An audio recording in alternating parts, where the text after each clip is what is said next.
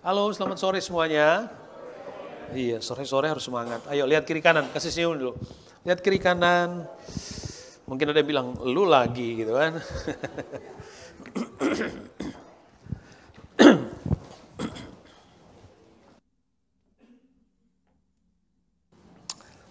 Oke, apa kabar semuanya, saudara?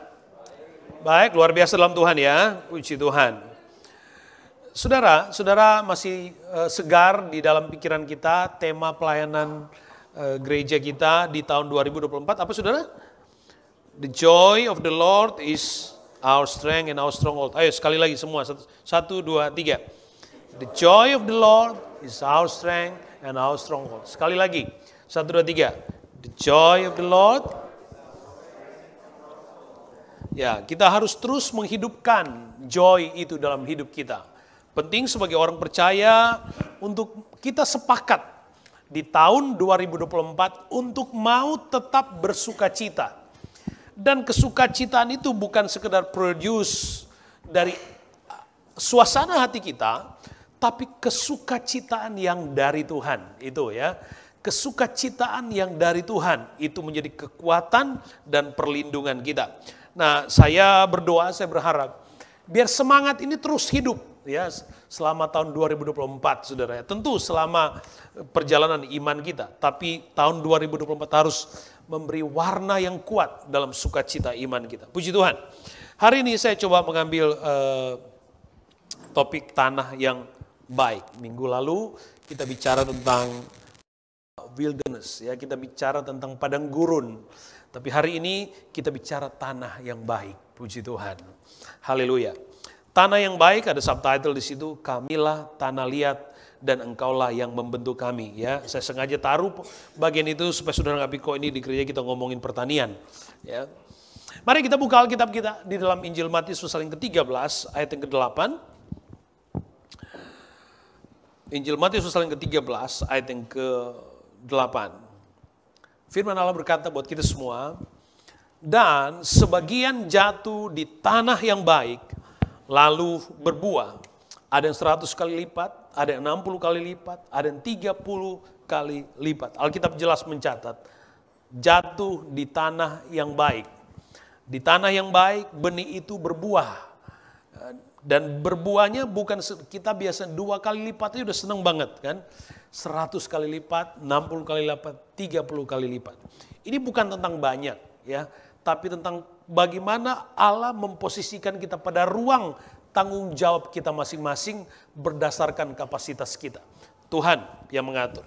Kembali, tanah yang baik. Kalau saudara membaca keseluruhan pasal ini, saudara bisa melihat di sana, ini kisah atau Yesus bicara tentang perumpamaan seorang penabur. Perumpamaan seorang penabur. Pada ayat yang ke-8, ini diceritakan tentang tanah yang baik, tanah yang produktif, tanah yang kemudian dengan hasil yang maksimal. Ya, tanah yang potensial. Kita lihat dulu makna atau arti dari perumpamaan itu. Ayat yang ke-23. Ayat yang ke-23, yang ditaburkan di tanah yang baik, ya, perhatikan baik. Yang ditaburkan di tanah yang baik, yang kemudian dia bermultiplikasi, ya, yang ditaburkan di tanah yang baik, ialah saya, ialah Anda, ialah kita, orang yang mendengar firman itu dan mengerti. Karena itu ia berbuah, ada yang 100 kali lipat, ada yang 60, ada yang 30 kali lipat. Saudara yang kekasih dalam Tuhan, Alkitab menggunakan kata di tanah yang baik. Tanah yang baik artinya orang yang mendengar dan mengerti. Kalau hanya disebut orang yang mendengar, maka itu hanya sampai kepada pengalaman emosional. Ya. Padahal dalam perjalanan iman kita, kita seharusnya hidup kepada apa yang kita imani, apa yang firman Tuhan katakan, dan kita hidup oleh kebenaran itu. Dan Alkitab menjelaskan kepada kita bahwa tanah yang baik itu adalah kita, adalah Anda yang mendengar dan mengerti. Makanya saudara, kekristenan tidak saja tentang bagaimana tentang dedikasi kita. Ya, tidak sekedar itu, bagaimana loyalitas kita. Tapi yang paling penting dari kehidupan iman, sebab Alkitab katakan iman itu bertumbuh dari kita mendengar firman. Jadi kebutuhan kita tentang firman akan menentukan kualitas dari tanah yang baik itu sendiri. Tanah yang baik itu sendiri. Benih adalah benih yang baik. Tidak ada keraguan tentang benih. Nggak ada kan saudara mendengar ada orang menanam sesuatu, kemudian dia sengaja cari benih yang tidak bagus. Nggak ada. Semua berusaha mencari benih yang terbaik. Jadi tidak ada persoalan. Benih itu benih yang terbaik. Lalu benih yang terbaik itu ditanam, ditabur di tanah yang baik. Dan karena benih yang baik ketemu tanah yang baik, maka dia berbuah. Dan buahnya itu potensial, buah itu produktif. Saudara, buah itu kemudian menghasilkan banyak, kata firman Tuhan. Nah, jelas buat kita, tanah yang baik adalah bicara tentang kehidupan orang percaya. Tanah yang baik adalah tentang saya, tentang saudara. Tanah yang baik adalah tentang potensi yang ada di dalam diri Anda, kapasitas rohani yang ada di dalam diri kita semua. Itu tanah yang baik. Dan puji Tuhan, berita gembira buat kita, kalau tanah itu baik, maka dia pasti menghasilkan. Dia pasti berbuah. Kenapa? Karena ada potensi yang besar di dalam dirinya. Coba kita lihat, saudara, lebih jauh. 2 Korintus 5 ayat 17 dikatakan begini. 2 Korintus 5 ayat 17, siapa yang ada di dalam Kristus, ia adalah ciptaan baru. Yang lama sudah berlalu, sesungguhnya yang baru sudah datang. Jadi bicara tentang tanah yang potensial dengan kapasitas yang besar itu beralasan. Kenapa? Karena kita orang yang percaya di dalam Tuhan, dikatakan kita sudah ada di dalam Kristus. Ketika kita ada di dalam Kristus, maka kita menjadi ciptaan baru di dalam Tuhan. Dan karena kita sudah menjadi ciptaan baru di dalam Tuhan, maka yang lama ditanggalkan. Hidup yang lama dilepaskan atau terlepas. Kita hidup pada kehidupan baru di dalam Tuhan.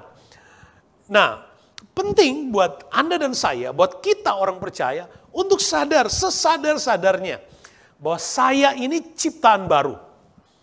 Saya ini ada di dalam Kristus. Kalau saudara secara sadar ya kemudian berkata bahwa saya ini ciptaan baru, maka ada kewajiban di situ. Kewajibannya adalah kita harus dengan rela mau melepaskan kehidupan yang lama kita untuk menerima kehidupan baru. Tidak mungkin deskripsi tentang ciptaan baru itu berlaku dalam hidup kita kalau kita masih hidup pada format, pada paket, pada kehidupan yang lama. Nggak mungkin. Nggak bisa. Kita hanya bisa disebut baru kalau kita sepenuhnya hidup dalam kualitas baru. Karena kita ada di dalam Kristus. Terus 1 Petrus 1 ayat 23. Kita tidak sekedar disebut ciptaan baru.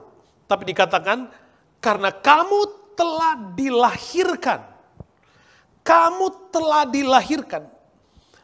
Dilahirkan kembali bukan dari benih yang fana, tetapi dari benih yang tidak fana oleh firman yang hidup dan yang kekal. Inilah pentingnya. Makanya dikatakan tanah yang baik adalah orang yang mendengar, orang yang mengerti. Kenapa? Karena orang yang mendengar dan mengerti tentang firman itu akan menentukan kualitas dari tanah itu sendiri. Alkitab katakan kita dilahirkan oleh firman. Kita dilahirkan bukan benih yang fana, tapi kita dilahirkan baru di dalam Tuhan. Jadi hidup Anda adalah baru di dalam Tuhan. Saya suka bilang begini, sama anak-anak muda yang kalau dia sudah akhir kuliah, sudah mau pulang, saya suka panggil dan saya suka bilang begini. Nanti kalau kamu pulang ke orang tua kamu, ada nggak yang orang tua bisa lihat dari kehidupanmu yang berbeda? Ada nggak? Ada nggak yang teman-temanmu bisa lihat dari kehidupanmu berbeda? Paling tidak, saya suka katakan begini, kalau anak-anak muda, ya biasanya dari Indonesia datang dengan hidup dengan segala kemanjaan, ya. Yang paling gampang adalah Kalau pulang Indonesia, sudah benar-benar bisa beresin tempat sendiri nggak? Saya harus ingatkan ini karena ada yang sudah dekat-dekat menikah aja masih beresin tempat tidur nggak bisa. Paling gampang tahu anak remaja itu sudah bisa disebut dewasa kalau dia sudah mulai bisa beresin tempat tidur. Kalau belum, sebaliknya. Anyway, kok larinya ke sana ya?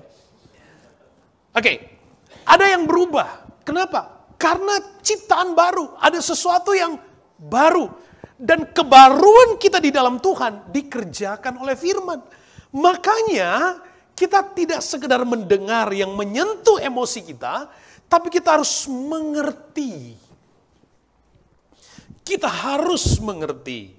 Nah, 1 Yohanes 4 ayat 4. 1 Yohanes 4 ayat 4. Kita ciptaan baru, yang lama sudah berlalu, kita dilahirkan baru oleh firman Tuhan. Ya, 1 Yohanes 4 ayat 4, kamu, kita berasal dari Allah, anak-anakku. Dan kamu telah mengalahkan nabi-nabi palsu itu. Sebab, garis bawahi bagian, sebab roh yang ada di dalam kamu, di dalam kita, lebih besar daripada roh yang ada di dalam dunia. Ini loh potensi, ini loh kapasitas yang ada di dalam diri Anda. Di dalam diri kita, dalam hidup kita. Ada potensi besar, ada kapasitas spiritual yang besar. Yang Alkitab katakan roh yang ada di dalam kita lebih besar, lebih dahsyat, lebih luar biasa daripada roh yang ada di dalam dunia ini. Makanya tidak boleh ada satu peristiwa, satu keadaan apapun yang dapat mengintimidasi kehidupan kita. Sebab Allah bekerja di dalam hidup kita. Kita manusia yang merdeka, kita manusia yang bebas di dalam Tuhan, di mana Kristus ada di dalam diri kita. Dia bekerja di dalam diri kita. Dia mengubahkan kita completely menjadi manusia yang baru. Visi kita, hidungnya tetap pesek mungkin, tapi hidup rohaninya benar-benar baru di dalam Tuhan. Diubahkan di dalam Tuhan.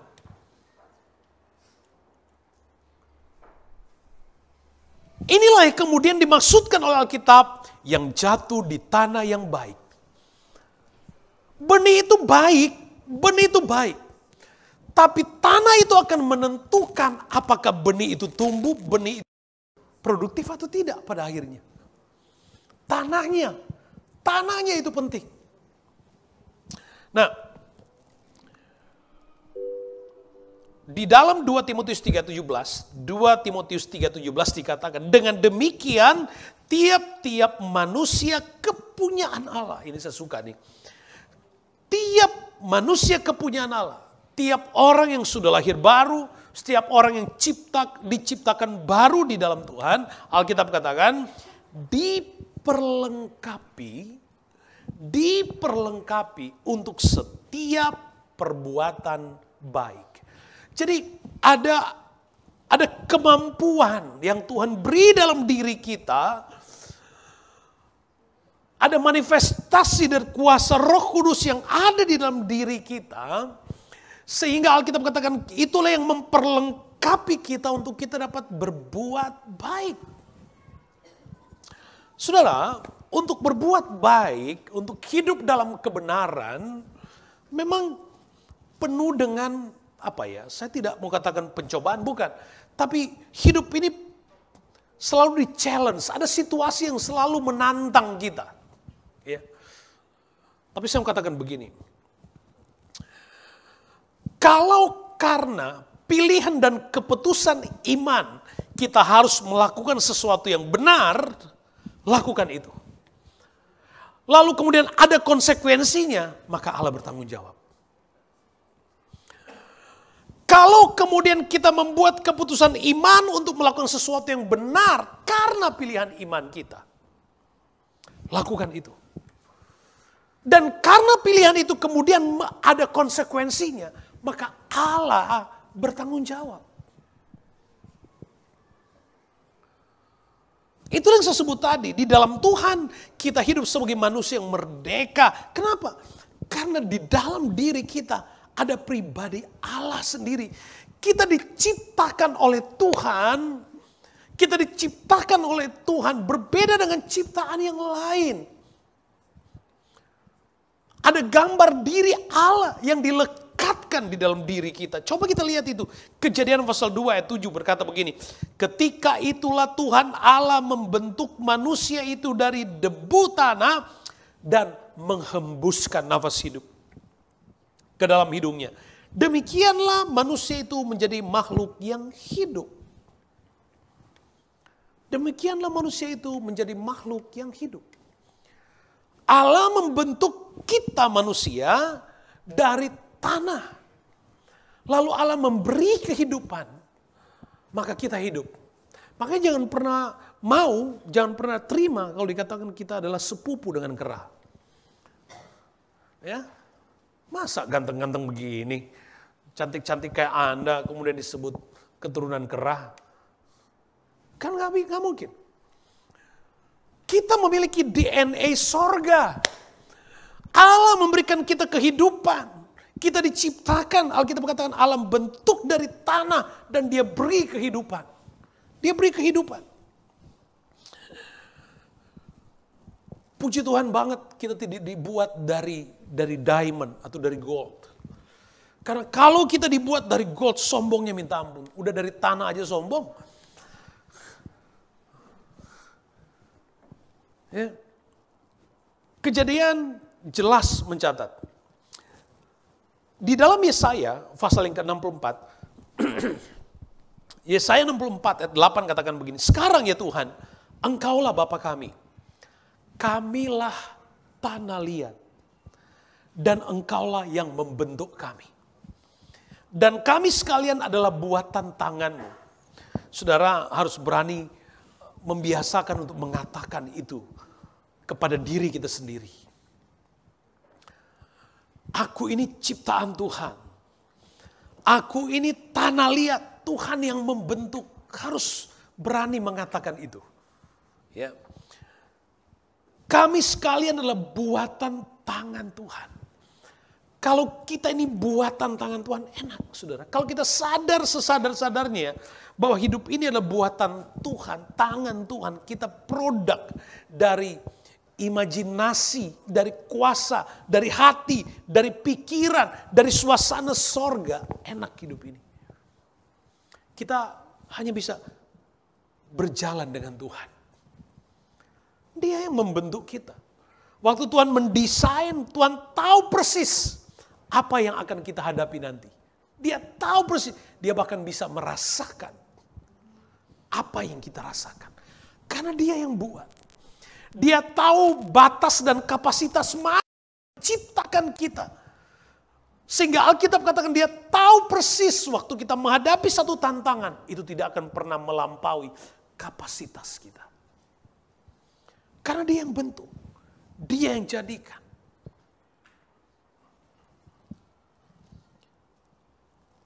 Tanah yang baik, tanah yang sempurna. Kenapa?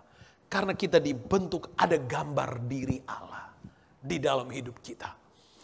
Kita layak disebut tanah yang baik karena ada gambar diri Allah di dalam hidup kita. Dan pada tanah yang baik itu ada kapasitas Allah. Pada diri kita ada kapasitas Allah, yaitu kehidupan. Makanya pemazmur berkata dalam Mazmur pasal 103 ayat yang ke-14 dikatakan, sudah bisa baca dari ayat sebelumnya, tapi dikatakan ayat yang ke-14 dikatakan sebab dia sendiri tahu, ayat 14 dia sendiri tahu apa kita. Dia ingat bahwa kita ini debu. Debu cuma abu.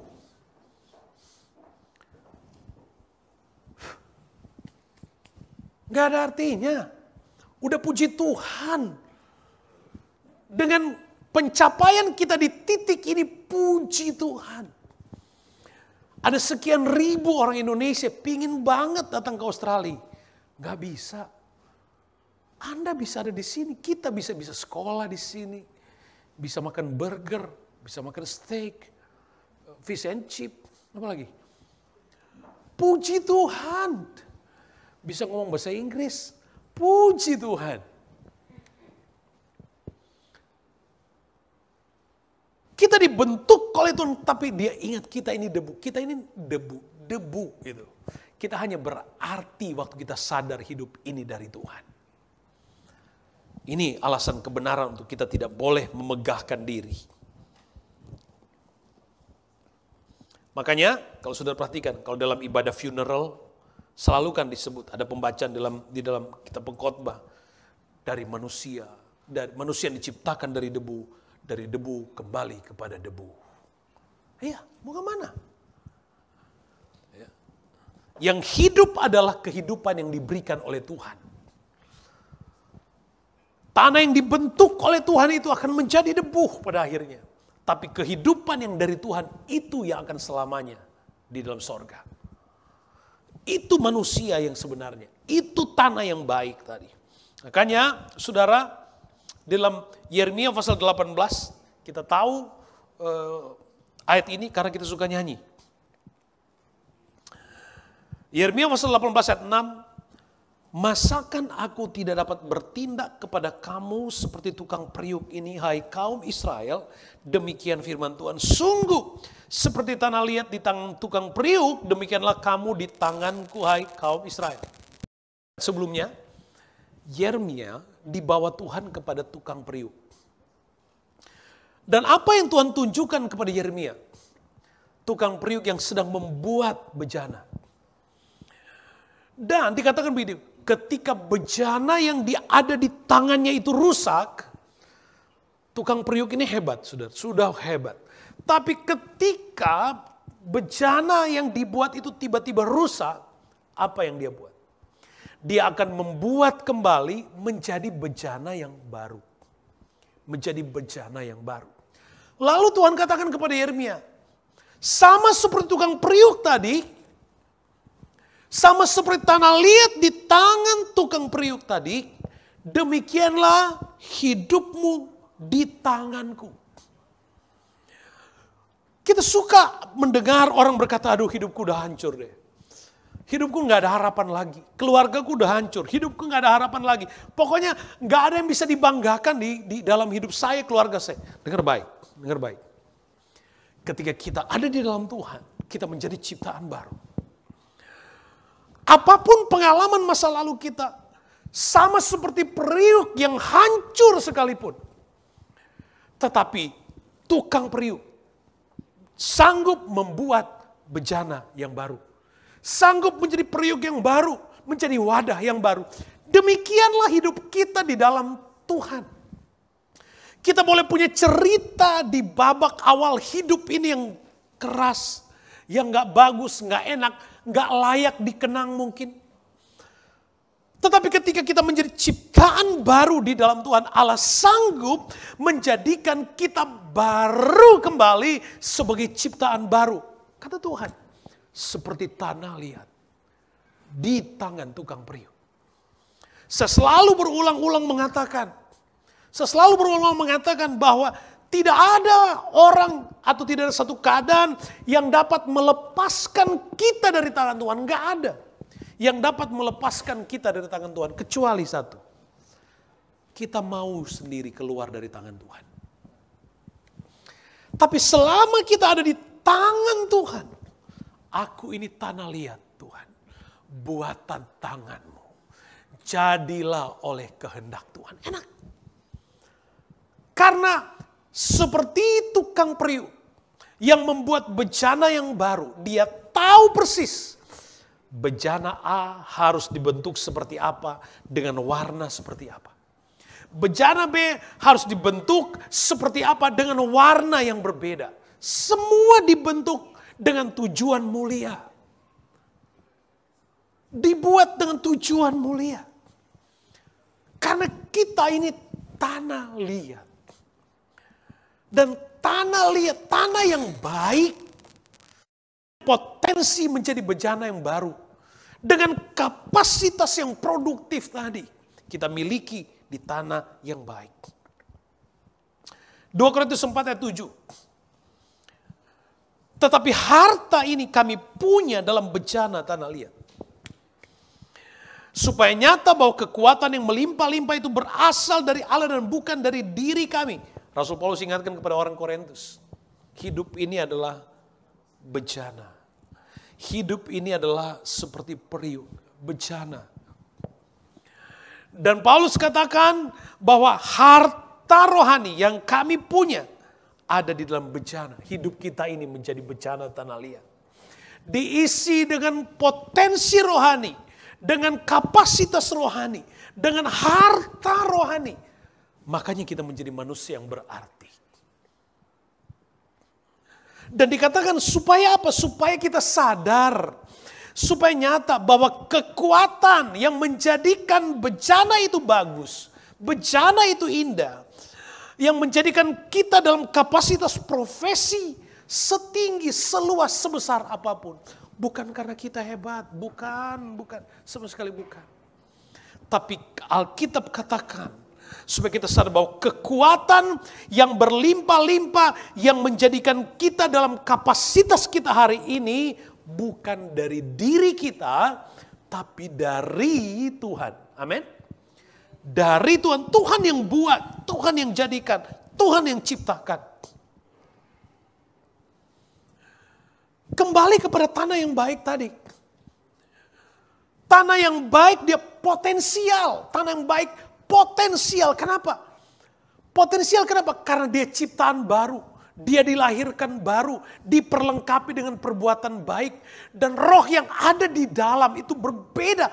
Kehidupan yang ada di dalam berbeda dengan di dunia ini. Itu potensinya. Dan kita sebagai manusia rohani yang hidup dalam potensi ilahi, kita memiliki itu semua.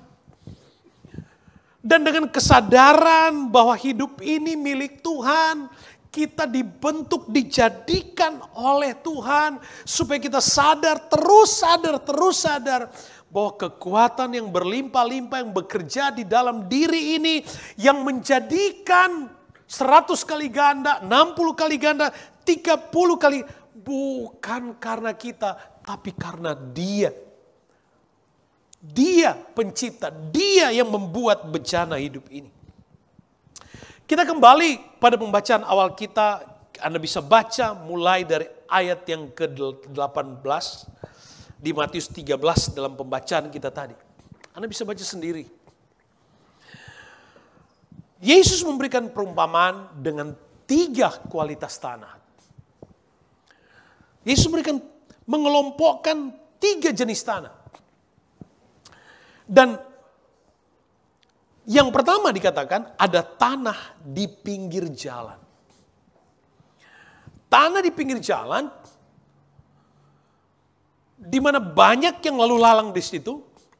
Jadi waktu benih itu ditaburkan di sana, dikatakan burung datang dan mencuri benih itu. Nggak sempat tumbuh karena tercuri. Itu bicara tentang kehidupan orang Kristen yang tidak hidup pada tempat yang sebenarnya.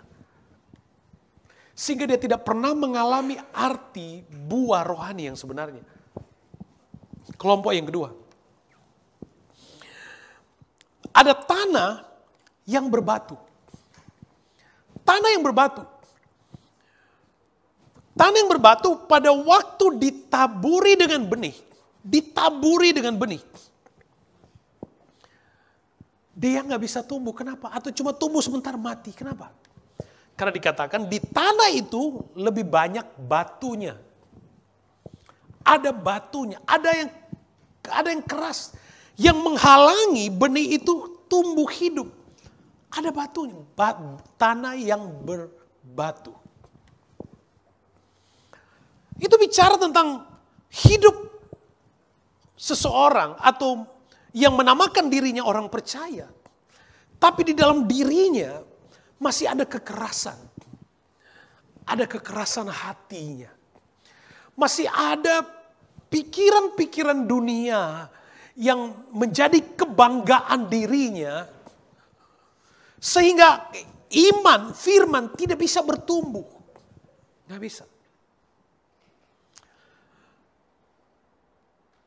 Ada kelompok yang ketiga. Kelompok yang ketiga adalah tanah yang baik, tapi yang seharusnya ditumbuhi dengan benih yang baik, tapi justru tanah yang baik itu ditumbuhi dengan semak belukar. Tumbuh dengan semak belukar. Sehingga pada waktu benih itu ditanam, ditabur, benih itu tumbuh. Tapi pada waktu benih itu mulai tumbuh, maka semak belukar itu menghimpit benih itu. Lalu kemudian benih itu mati. Ini bicara tentang orang yang menamakan dirinya orang percaya, tapi hidupnya penuh dengan kekhawatiran dan ketakutan. Imanmu mungkin lebih besar dari iman saya. Tapi persoalannya, kekhawatiranmu lebih besar dari imanmu. Sehingga sekalipun iman saya mungkin lebih kecil dari saya, tetapi kekhawatiran saya lebih kecil dari iman saya. Makanya, iman saya bertumbuh. Benih itu bisa bertumbuh. Berapa banyak kehidupan orang percaya yang tidak benar-benar bisa mengalami. Padahal di dalam benih itu ada potensi kehidupan. Tetapi benih yang tumbuh di dalam hidup kita, dia tidak tumbuh di tanah yang baik, tapi dia tumbuh di tanah yang penuh dengan batu-batu yang keras. Hati yang dipenuhi kekerasan, kemarahan, kebencian, dendam. Kalau jadi orang Kristen dan Anda tidak pernah melepaskan kekerasan hatimu, dengar baik, Anda tidak akan pernah bisa menikmati apa arti pertumbuhan yang sebenarnya. Anda tidak akan pernah bisa berbuah, jangankan berbuah, berdaun aja nggak bisa. Karena dia cuma tumbuh sebentar, bertunas, mati lagi. Kenapa? Batu-batu yang keras. Demikian juga kalau hidup kita penuh dengan kekhawatiran, ketakutan, makanya saya suka bilang, jadi orang percaya itu adalah orang merdeka, enak. Orang percaya, orang yang ikut Tuhan adalah orang yang punya damai. Orang yang hidupnya dikuasai oleh Tuhan. Kenapa? Karena dia tahu segala sesuatunya ditanggung oleh Tuhan. Dia sadar bahwa hidupnya sudah diserahkan oleh Tuhan. Dia sadar bahwa hidupnya diciptakan, dibentuk oleh Tuhan. Tuhan tahu batas-batas dari kapasitas diri. Makanya kalau ikut Tuhan enak. Berjalan dengan Tuhan. Ikut dengan Tuhan. Sebab kalau kita jalan dengan Tuhan, ikut dengan Tuhan, Alkitab mengajarkan di Matius 6 jelas, jangan kamu khawatir. Alkitab jelas. Mungkin Anda bilang, Pak Pendeta kayak gak pernah khawatir. Ya, pernah. Tapi saya berusaha supaya kekhawatiran saya tidak lebih besar dari iman saya.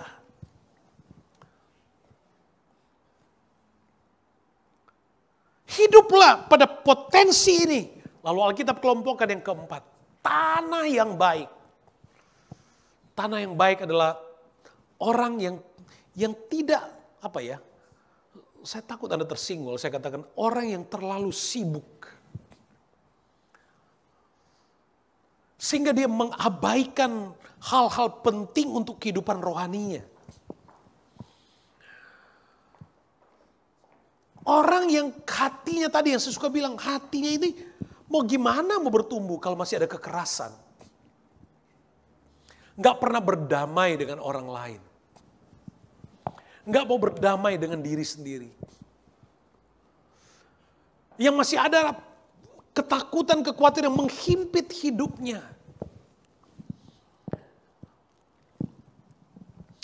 Kita orang percaya, tanah yang baik. Di tanah yang baik, ketika dia ditaburi dengan benih yang dari Tuhan. Ditaburi dengan sesuatu yang dari Tuhan, dia akan pasti tumbuh dengan baik. Karena kualitas tanahnya. Saudara, tadi kita bicara tentang kehidupan lama, kehidupan baru. Kehidupan lama ditanggalkan. Kita masuk pada kehidupan ciptaan baru. Selalu diumpamakan sebagai gelap dan terang. Antara gelap dan terang itu ada morning. Ada pagi hari. Dari gelap dia masuk pada pagi hari. Nah, pagi di dalam bahasa Ibrani itu berarti boker. Ya, pakai pikiran Ibrani, jangan pakai pikiran Indonesia, bahaya. Morning artinya boker. Boker artinya dibajak. Boker artinya dibajak.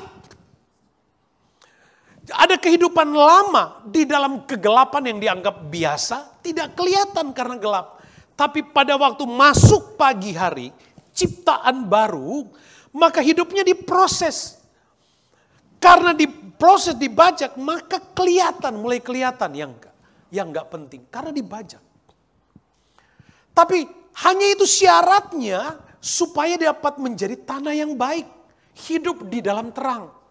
Yang tidak penting, yang tidak boleh hidup dalam terang itu dicabut. Batu itu harus dibuang. Akar pahit itu harus dicabut. Supaya apa? Supaya tanahnya bagus. Tanahnya baik. Kita dipersekutukan dengan Tuhan dalam ciptaan baru. Gambar diri Allah ada di dalam hidup kita. Hidup ini kita terima karena Tuhan yang memberi hidup kita. Pada waktu Tuhan menciptakan tumbuh-tumbuhan, maka Dia berkata, hendaklah bumi mengeluarkan tumbuh-tumbuhan. Pada waktu Tuhan menciptakan ikan, Dia berkata kepada air, biarlah air laut mengeluarkan binatang-binatang yang berkeriapan.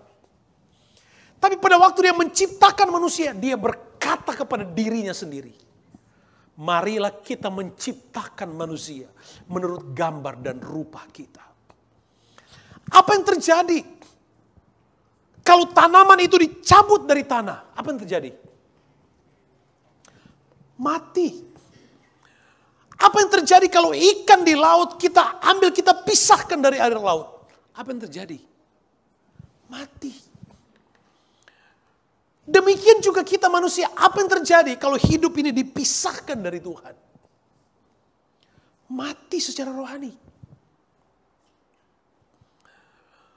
Banyak orang suka mempersalahkan Tuhan ketika hidupnya mengalami sesuatu yang keras dan berat. Mulai, Tuhan kenapa Tuhan izinkan ini terjadi? Enggak, kamu yang nyemplung sendiri. Kamu yang keluar dari bentukan Tuhan. Tuhan tidak pernah menghendaki manusia itu binasa, enggak.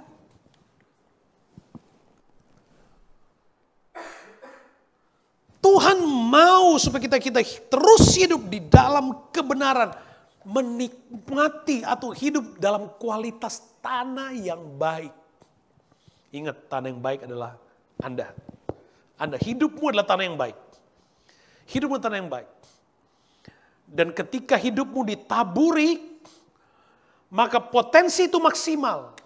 Benih itu benih yang terbaik. Ditabur di hatimu. Ditabur di hidupmu. Ditabur di keluargamu. Ditabur di komunitas kita. Benih itu benih yang hidup. Ditabur. Dia punya potensi kehidupan yang maksimal. Karena Tuhan yang kerjakan.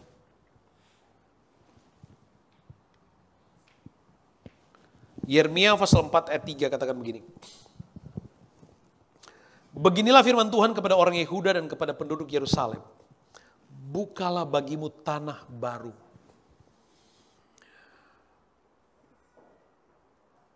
Saudara, di Indonesia mungkin kita bisa familiar memahami ini. Ya, kalau di sini kan istilah mencangkul udah nggak ada istilah itu di sini kan. Ya. Mencangkul kita masih ngerti itu. Ya. Membuka ladang perkebunan baru, itu hutan baru dibongkar. Ya, supaya bisa ditanami, dicabut, akar-akar dicabut. Alkitab katakan, bukalah bagimu tanah baru. Dan janganlah menabur di tempat duri tumbuh.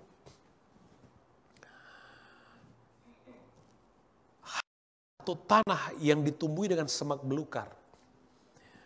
Dia tidak layak untuk benih yang bagus. Karena pasti mati. Karena kekhawatiran, rasa takut itu. Saya mungkin mau berani berkata begini, saya mampu membayangkan apa yang ada dalam pikiran kita, bahwa kekhawatiran, ketakutan itu suka ada muncul dalam pikiran, dalam hati kita. Saya setuju dengan itu. Saya setuju. Tapi kita dipanggil bukan untuk deal dengan kekhawatiran dan ketakutan kita, untuk menerima itu sebagai sesuatu yang lumrah, bukan. Kita dipanggil dan kita terpanggil dalam kualitas tanah yang baik, di mana akar-akar dari yang tanaman yang gak penting itu dicabut semuanya. Kekerasan atau batu-batu yang tajam itu dicabut, diangkat, dibersihkan semuanya. Supaya ketika benih itu ditabur, firman itu ditabur. Firman itu ditabur, dia akan tumbuh, berbuah. Dan Alkitab katakan 100 kali ganda, 60 kali ganda, 30 kali ganda. Kenapa? Karena di situ ada kehidupan Allah. Di situ ada kehidupan ilahi. Di situ ada DNA Kristus, ada kehidupan sorga. Dan saya suka mengulangi kata ini. Kalau kita sudah hidup benar, memutuskan melakukan apa yang terbaik berdasarkan iman oleh karena kebenaran firman Allah, lakukan itu. Kalau ada konsekuensi yang mengikutinya, itu urusan Tuhan. Tapi banyak kali keputusan iman kita kehilangan keberanian untuk melangkah. Kenapa? Karena kita terlalu berat dengan pikiran-pikiran suka. Tapi nanti gimana dong? Lalu gimana nanti? Kalau begini kan kita lebih memfokuskan kepada hal-hal yang negatif dari konsekuensi-konsekuensi negatif dibandingkan mengimani. Aku tanah liat, dibentuk oleh Tuhan, dan tangan Tuhan yang membentuk hidup aku dijadikan tanah baik. Kualitas tanah kita di mana? Saya nggak tahu. Pada kelompok mana hidup kita hari ini? Saya mau berusaha berkata pada kelompok tanah yang baik. Tapi yang paling tahu adalah diri kita. Saya ini pada kelompok yang mana? Saya ini ada pada kelompok yang mana? Hari ini firman Tuhan datang melawat kita. Saya berdoa supaya kebenaran firman yang memerdekakan kita, yang membebaskan kita, itu benar-benar menjadikan kita baru, melahirkan baru. Supaya hidup kita benar-benar merdeka di dalam Tuhan, menikmati semua potensi dan kapasitas rohani yang Allah sediakan buat kita semua. Tuhan Yesus memberkati kita semua. Mari kita bangkit berdiri, puji Tuhan.